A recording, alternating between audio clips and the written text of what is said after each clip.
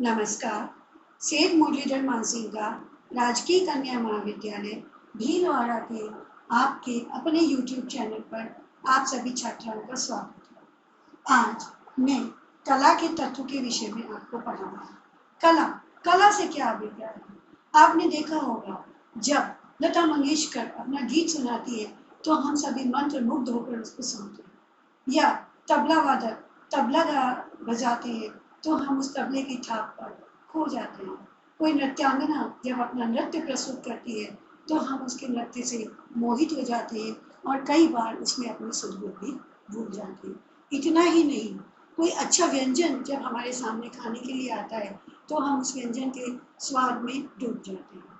तो ये जो नृत्य करने की कला है, या जो गायन की कला है, या जो भोजन को पकाने की कला है, ये सभी कला के उदाहरण हैं। यानी कि कला हमारे भावों की सहज अभिव्यक्ति है। हम जब अपनी भावनाओं को, अपने अंदर के भावों को किसी माध्यम से दुनिया के सामने लेकर आते हैं तो वो है कला। एक गायक कलाकार जब अच्छे मूड में होता है तो वो बहुत ही रोमांटिक गीत गाता है। जब उसका मन खराब होता है, दुखी होता है, तो उसके गायन की से आपको एहसास होता है कि आज गायन में सुख नहीं है, विषाद का मिश्रण। किसी भी कार्य को अपनी पूर्ण दक्षता के साथ करना, और ऐसी दक्षता जो कि उस कार्य में सौंदर्य और आकर्षण पैदा करे, वह ही कला। केवल खाना पकाना ही कला नहीं है, नृत्य करना ही कला नहीं है, या गीत गाना। अगर आप बहुत सुंदर लिखावट में चंद लाइनें लिख रहे हैं तो वो लेखन की कला। आप बोलने में बहुत चतुर हैं तो वो वाक्पटुता की कला है। आपकी ड्राइंग बहुत अच्छी है तो आप में चित्रकारी की कला है। यानी कि कोई भी कार्य जब आप अत्यंत खूबसूरती के साथ करते हैं कि वो आपको मोह ले, तो वो कला है। कला अपने आप में बहुत सारे आयामों को लेकर आती है, बहुत सारे तत्वों का मिश्रण है। जैसे कि रेखा, यानी कि लाइन। रेखा का अभिप्राय है दो बिंदुओं के मध्य बहाव। दो बिंदुओं के मध्य बहाव। अगर ये बहाव सीधा होता है तो सीधी रेखा बनती है, और अगर ये बहाव थोड़ा सा उल्टा होता है तो कर्व्ड रेखा बनती है। सीधी रेखाएं तीन प्रकार की होती है। पहली, आड़ी रेखा अर्थात हॉरिजॉन्टल। हॉरिजॉन्टल लाइन, आड़ी रेखा, किसी भी डिजाइन या नमूने में चौड़ेपन का, थिकनेस का एहसास कराती है। वर्टिकल रेखा अर्थात लंबवत रेखा, जहाँ बिंदुओं के मध्य बहाव लंबाई होगी।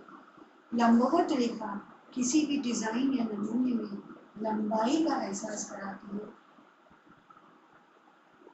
तीसरी है तिरछी रेखा, यानी कि स्लांटिंग रेखा।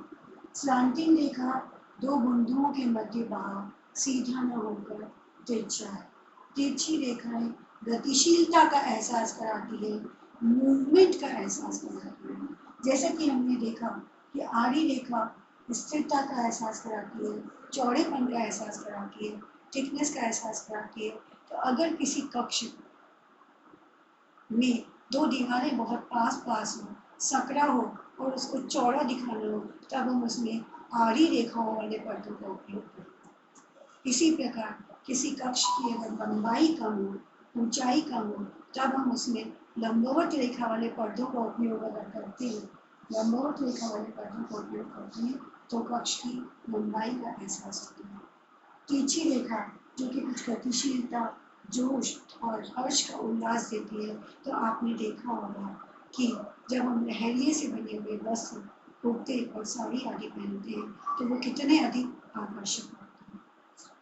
दूसरी तरह की रेखाएं, जैसा कि हमने पढ़ा, कर्व रेखा, जो कि दो बिंदुओं के मध्य बहाव सीधा न होकर घुमावदार बहाव है। तो ये कर्व रेखाएं डिजाइन में, नमूने में सौंदर्य का एहसास कराती है। अगर मैंने कोई अल्पना या मांडना बनाया है, जैसा कि आप जानते हैं अल्पना और मांडना रेखाओं और बिंदुओं से मिलकर बनता है, तो ये मैंने आयताकार अल्पना की डिजाइन ली, जिसमें मैंने ये 2 लंबवत रेखाएं बनाई, 2 आड़ी रेखाएं बनाई, ये तिरछी रेखाएं बनाई। इन्हीं के अंदर मैं कर्व्ड रेखाएं बना सकती हूँ। ये मैं कर्व्ड रेखाएं बना रही हूँ।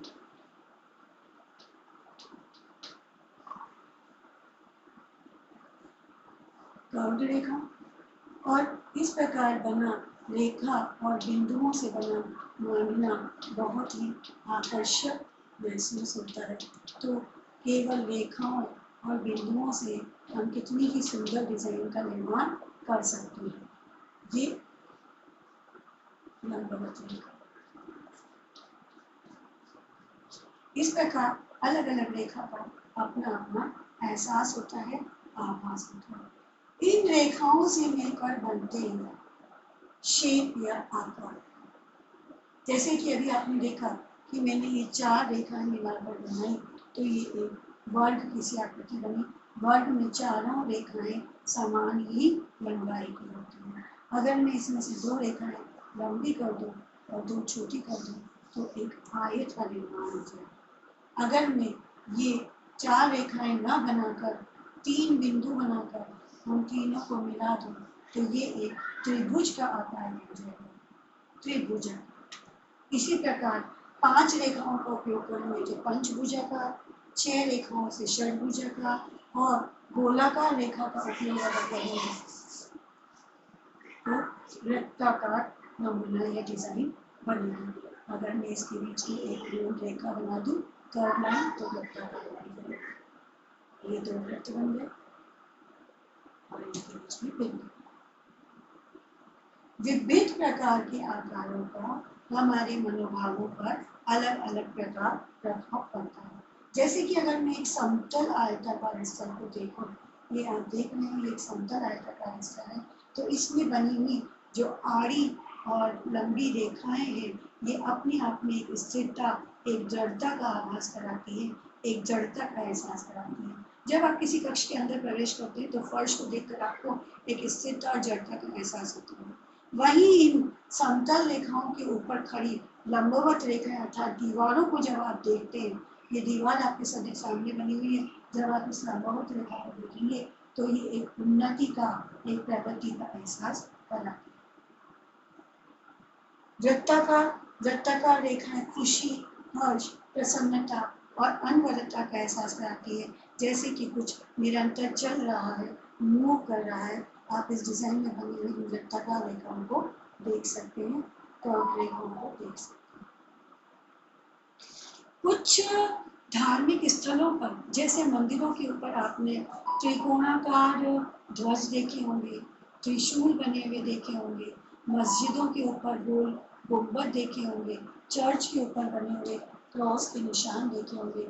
तो विभिन्न धार्मिक स्थलों पर बने हुए ये जो आकार है, ये भी हमारे अंदर धार्मिक आस्था और धार्मिक भावनाओं का जागृत करते हैं, आध्यात्म के भावों को जागृत करते हैं। जैसे मंदिरों के ऊपर बने हुए त्रिकोणीय ध्वज और त्रिशूल हमारे अंदर धार्मिक भावना जगाते हैं, वही चर्च पर बना हुआ क्रूस भी हमारे अंदर प्रेम और सम्मान का भाव लेकर आता है। आज के लिए इतना ही।